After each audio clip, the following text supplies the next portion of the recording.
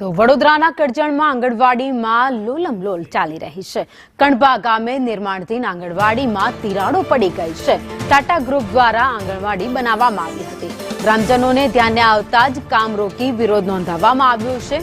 3 દિવસમાં જ દિવાલમાં તિરાડો પડતા ગ્રામજનોમાં રોષ ફેલાયો છે। દિવાલ બીમ કોલમ વગર જ બનાવી દેવાની હોવાનો પણ આક્ષેપ લોકોએ કર્યો છે।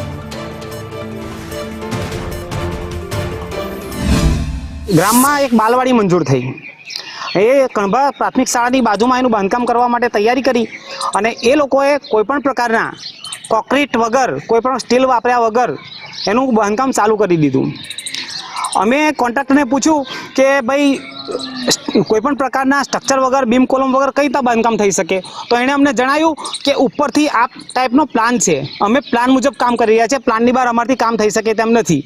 તો અમે એને રોક્યા નહીં, પણ જ્યારે કામ પૂરું થયું, એક દિવસ પસાર થઈ ગયો, ત્યાર પછી કોઈપણ પ્રકારનું નીચે કોન્ક્રીટ કામ કર્યા વગર, બીમ કોલમ કર્યા વગર ઉપર દીવારો એ લોકોએ ચણી નાખી હતી, એમાં તિરાડો પડી ગઈ, જેથી કરીને અમે